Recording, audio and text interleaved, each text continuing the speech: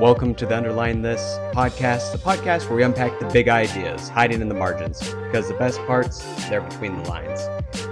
This may be the best podcast yet, which I know I say that every podcast, but I really mean it. Today we're going to be looking at Slaughterhouse-Five by Vonnegut. We'll start off with a summary, talk about the bombing of Dresden, since that's the focal point of this story. We'll talk about the author, key themes, symbolism, and then I'll give you some of my takeaways. For those of you that are not familiar with Slaughterhouse-Five, I imagine a lot of you are, because it is required reading in most high schools.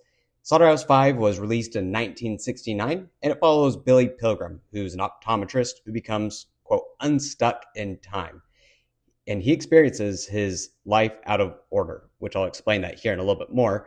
But a lot of that time, or at least the time that we focus on, is when he was a soldier in World War II, where he was captured during the Battle of the Bulge, and his survival of the Dresden firebombing, which again, we'll unpack that in a little bit more details. But and then we also go into his post-war suburban life, and then his abduction by aliens, by the group called the I'm going to have to say this twice probably, Tralfamadorians.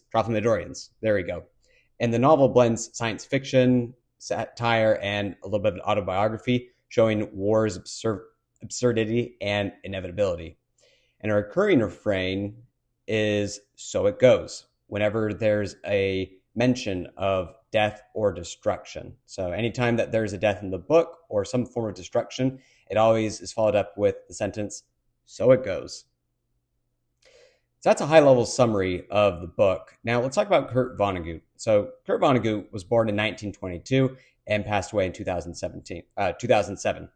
He was an American writer and World War II veteran, and he actually was captured during the Battle of the Bulge in 1944 and held as a prisoner of war in Dresden, where he luckily survived the Allied firebombing by being sheltered in a meat locker or slaughterhouse, which in German is Schlachterhof.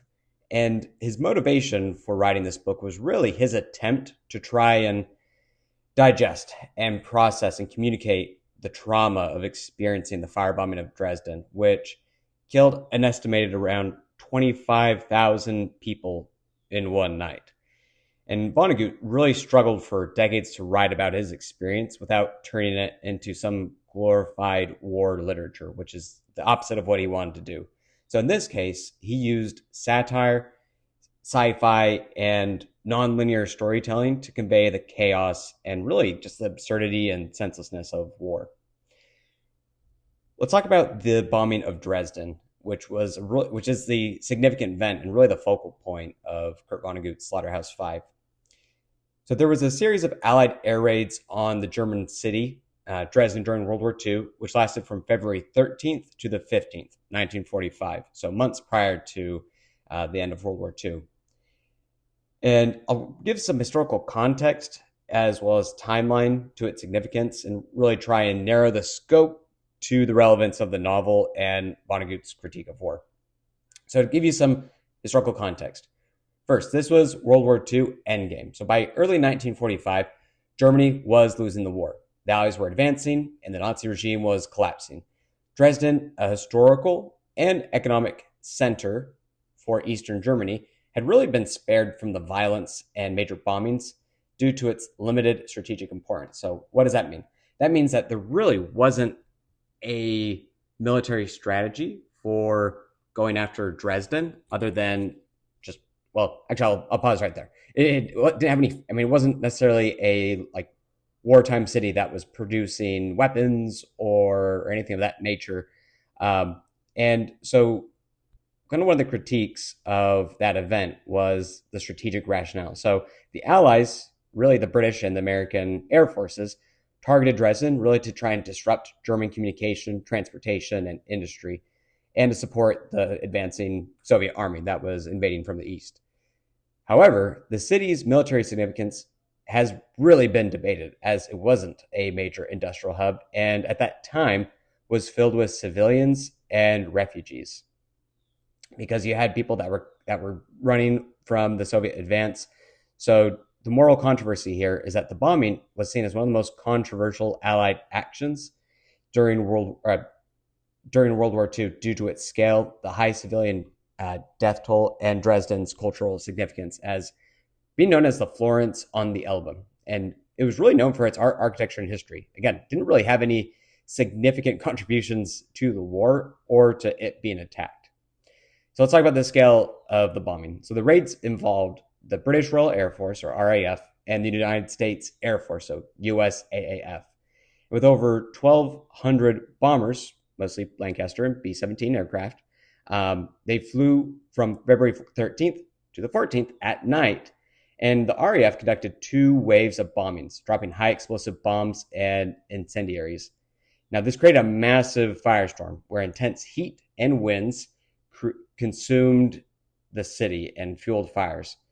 And February 14th through the 15th, during the day, the USAAF, so again, the American Air Force, followed with daytime raids, targeting infrastructure like rail yards, but also adding to that destruction.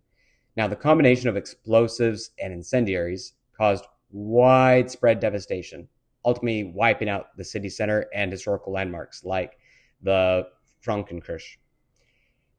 Now, because of these bombings, that caused what is referred to as a firestorm effect, where the incendiary bombs, which again, this is a pretty rare phenomenon, but it does happen, where the fires merge into a single inferno, which sucks all the oxygen in the surrounding area and actually creates hurricane-like winds. So just to give you an idea, temperatures reached up to 22,700 degrees or 1,500 degrees Celsius, quite literally incinerating buildings and people and causing asphyxiation to those that were hiding in shelters. Now, the casualties and the destruction were insane. The estimates vary. Originally, German reports claimed up to 200,000 deaths, but modern historians said it was probably more like 22,000 to 25,000 civilian deaths, which is still a shocking number. And a lot of those victims were burned beyond recognition or died from smoke inhalation. Now, the physical damage to the city was around 75 to 80% of Dresden city center was completely destroyed. That included cultural landmarks, as I mentioned before, residential areas, and historical buildings. And the city's infrastructure was completely crippled. Now, as far as the human impact, Dresden was swollen with refugees at that time because of the Soviet advance. So that's why there was such a high and amplified human cost to this bombing. And survivors included POWs like Vonnegut, who witnessed what they would refer to as apocalyptic scene with bodies piled in streets and survivors emerging from cellars into a ruined city, which in the book is described almost like walking on the moon just because of the cold and gray and just desolate dust that remained from the bombings. Now let's talk about Vonnegut's experience and Slaughterhouse-Five. So there was absolutely a personal connection here. Vonnegut was a POW, and as I mentioned before, he was kept in the I'm going to butcher this, sorry, Germans, Schlachthof-5, which is the Slaughterhouse-Five slaughterhouse, and that inspired the novel's title. He survived the bombing in an underground meat locker, and at the end was forced to help clear bodies.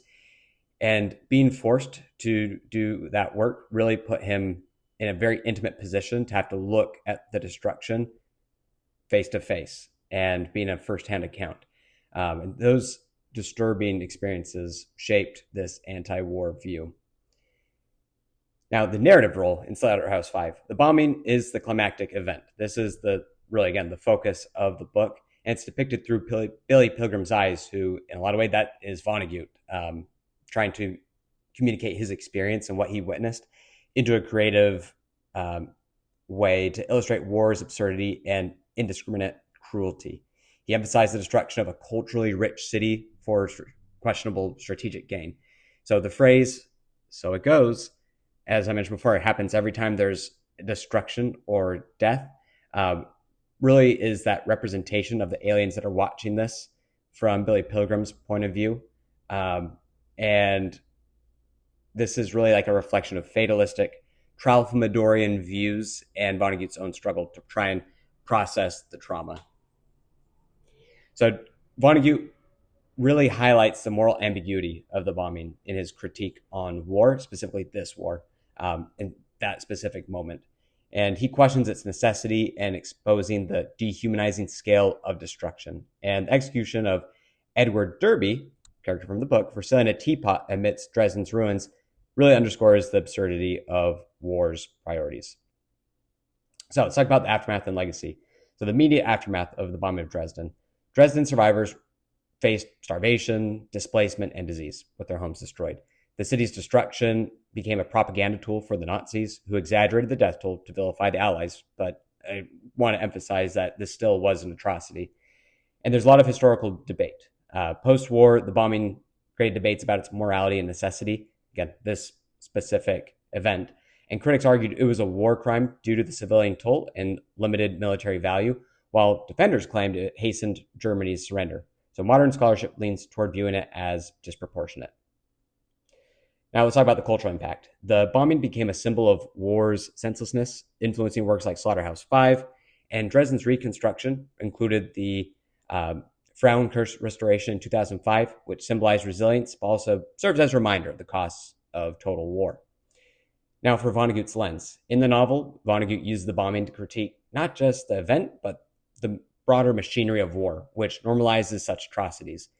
His fragmented narrative and use of science fiction from the Tralfamadorian's perspective reflects a psychological fragmentation of survivors and society's failure to grapple with war's ethical failures. All right, so let's talk about Vonnegut's depiction of the Dresden bombing. So again, not just historical recap, but also philosophical. And really serves as a microcosm of war's futility, where immense human suffering achieves little beyond destruction. By blending his personal trauma with Billy's time-traveling detachment, Vonnegut forces readers to confront the human cost of war and really question its justifications, making the bombing a powerful emblem of his anti-war message. So let's kind of tap into some of the key themes. Now, I want to talk about, and again, I'll probably repeat some of these, but again, I think exposure to the key themes will help it stick a little bit more. But Vonnegut's critique of war in Slaughterhouse-Five really is the central theme, and it's woven into the narrative's structure, its tone, and philosophical outlook. So again, it's drawing from his own experiences as being a POW, captured during the Battle of the Bulge, and seeing the bombing of Dresden firsthand. Some of these key themes that we'll break down here, specifically for his critique on war, is one, senselessness and absurdity. So the author portrays war really as chaotic and irrational, stripping it of any glorification or heroic veneer.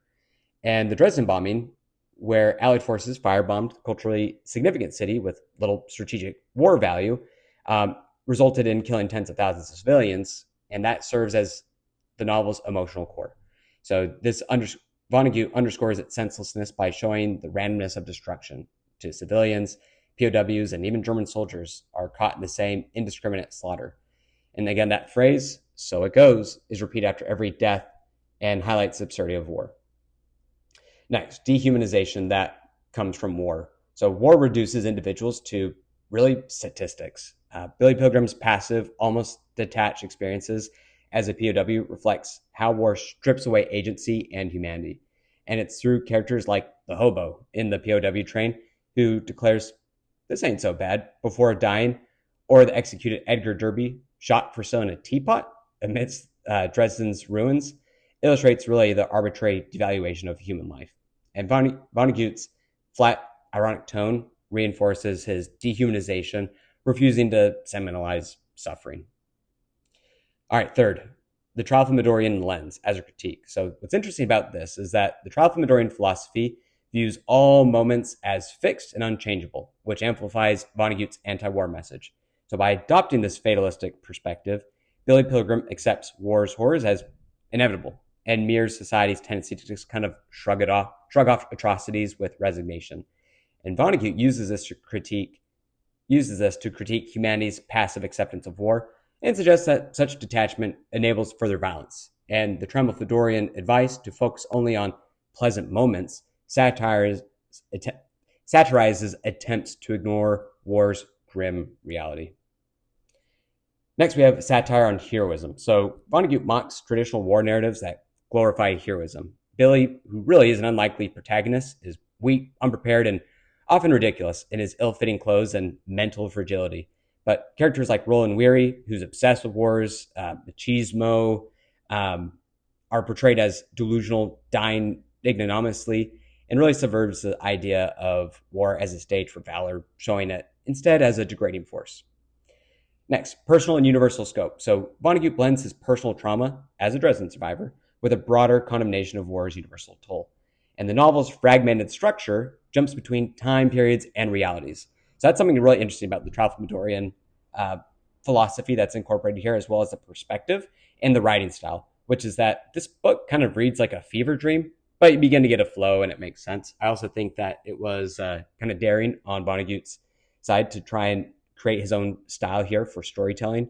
So again, they look at everything all at once and they describe it almost like when you look at a landscape. So in the book, they refer to like staring at the Rocky Mountains. When you look at it, you're seeing it all at once. But of course, if you were to go in and if you're actually on the mountains, you can only see where you're at. So the Tralfamadorian perspective is looking at all things all at once.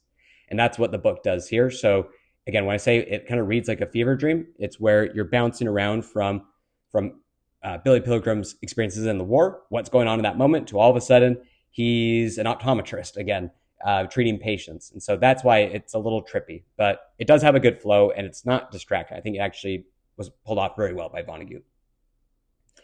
All right, the next, critique of justification. So Vonnegut questions the rationalization for wartime decisions, specifically the Dresden bombing, which was justified as a military necessity, but again, there was a lot of disproportionality considering the catastrophic civilian loss.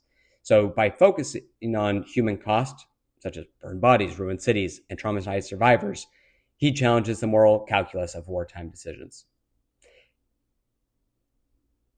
So one thing that we'll kind of keep in mind is that through these elements, Vonnegut really doesn't condemn war's physical destruction, but its moral and psychological toll, which really urges the readers to question its necessity and reject its normalization. And it's through this blend of science fiction, dark humor, and powerful anti-war statements, and also just exposing war's inherent absurdity. I think Vonnegut did an amazing job of writing a classic and something that I would say should be a required reading, whether it's in college or high school, just to put things into perspective as a reminder of the total cost of war. And also that war should be an absolute last resort.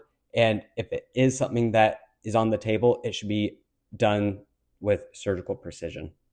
And I think it's going to be one of those stories that is going to be relevant regardless of what era we're in, what's going on. All right. I just want to see if there's I'm thinking here, there's some other themes I want to talk about as well. So one is the moral contradiction. So the Allies who were fighting to defeat Nazi tyranny employed tactics that mirrored the indiscriminate violence they opposed. So I know that in war, it's always not easy, but it's not uncommon where one side will justify its actions because of survival, or again, they'll find any way to justify atrocities. And that's something that's going on here, which is a moral contradiction. Yes, I think it's pretty clear that yes, the Allies were the good guys in World War II. But at the same time, there were things that happened that make the Allies guilty of what the Nazis did, right? Which is indiscriminate violence. So the firestorm caused by incendiary bombs killed indiscriminately. It burned, suffocated civilians. Women and children were among those victims, and in a manner Vonnegut portrays as morally incoherent. And now this contradiction really fuels the absurdity as the good side's actions produce horrors akin to those of the enemy. Another theme I want to talk about is arbitrary justice. So the execution of Edgar Derby, a minor character in Prisoner of War, for stealing a teapot amidst Dresden's apocalyptic ruin, really is a stark example of its absurdity. So Vonnegut uses this moment to show the warped priorities of war. A man is killed for a trivial act while thousands die in the bombing without consequence. So this juxtaposition underscores the irrationality of wartime morality.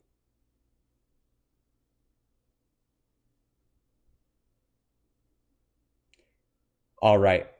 I'm just looking here at my notes to see if there's anything else I want to talk about regarding themes. I think I've beat a dead horse quite well here. Let's talk about symbolism. So the Tralfamadorians, the aliens that abduct Billy Pilgrim, these represent a detached, fatalistic worldview, also a coping mechanism for trauma. They use that phrase, so it goes, which symbolizes both resignation and really the absurdity of just endless death and destruction. Next, we got the slaughterhouse, which the war is a massacre, equating soldiers with livestock. And Dresden itself becomes a symbol of senseless destruction. So that's what makes this title so powerful, especially with adding that synergy to an anti-war message, is again, we look at these numbers, and from Billy Pilgrim and Vonnegut's perspective, these aren't just numbers, but like a cold reality is that those that are on the periphery of war, those that are just the audience, and when I say the audience, I mean those that are just reading numbers on a screen, it is very easy to kind of just look at these numbers and think that, well, that's expected. It's war. But what's really powerful about this is that using the symbolism of a slaughterhouse and equating soldiers with livestock just is a reminder of how absurd it is that we look at numbers with such little meaning. Next, we got time travel. So it reflects both science fiction and the experience of trauma, memory that cannot be controlled. And then there's also, going back to the next symbol, which is the bird song, Pooty Tweet, the novel's ending. It's a meaningless sound, which symbolizes the inadequacy of words to try and explain war. Now, before we wrap up here, I want to talk about the Tralfamadorian philosophy, because I do think that is such a clever writing tool. When I say writing tool, this is such a creative approach for Vonnegut to write Slaughterhouse-Five. And in the worldview of the Tralfamadorians, they perceive time and existence, again, in a fundamentally different way than humans.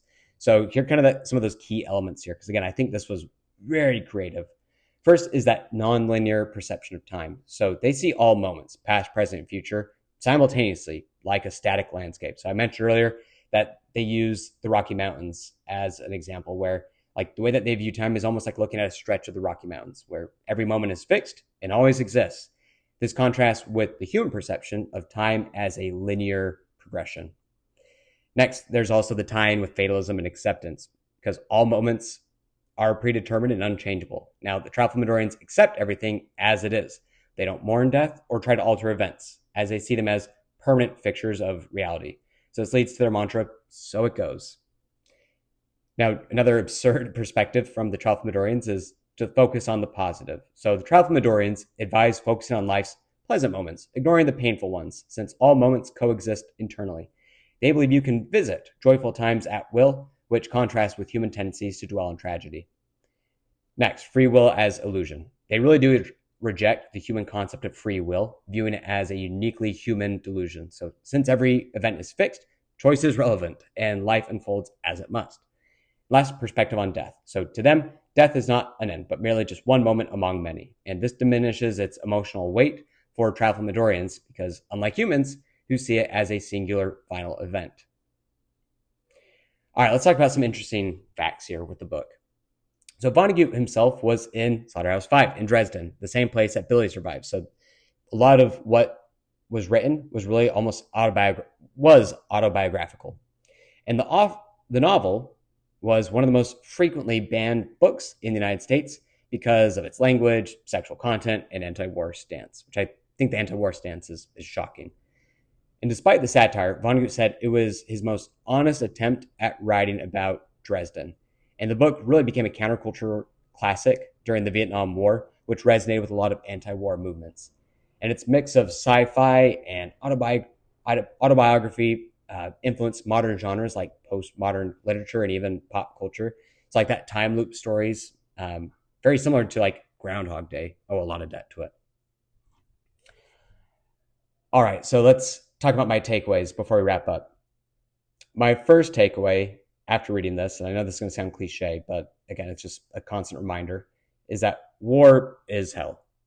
It doesn't discriminate against innocence. It's a virus, and it doesn't take much for both sides to be guilty of the same atrocities. It's like a pig, right? War is a pig. It's dirty, it's muddy, and when you engage with it and you try and wrestle it, you're just going to get dirty too, becoming like the pig. And this book really should serve as a reminder of innocence destroyed because of mistakes. Numbers in war have meaning. And that phrase of, well, so it goes, of just kind of looking at it nonchalantly and casually is a big, big mistake. Really, we need to look at each casualty behind each number as the pain that is attached to its loss, that person's loss. And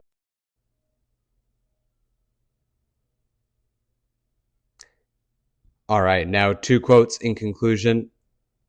The first one is, the most important thing I learned on Tralfamador was that when a person dies, he only appears to die. He's still very much alive in the past. Second quote that I'll leave you with is, and Lot's wife, of course, was told not to look back where all those people and their homes had been. But she did look back. And I love her for that because it was so human. Let's listen and learn from the ghosts of the past and aim for a more peaceful present and future. Thank you to Kurt Vonnegut for writing this masterpiece that reminds us of the horrors of war and for making mankind a little bit more peaceful. So cheers to Kurt Vonnegut. And I want to thank you all for listening today to our episode. Please give us a follow on socials and on YouTube. Thanks again, everyone. Bye-bye.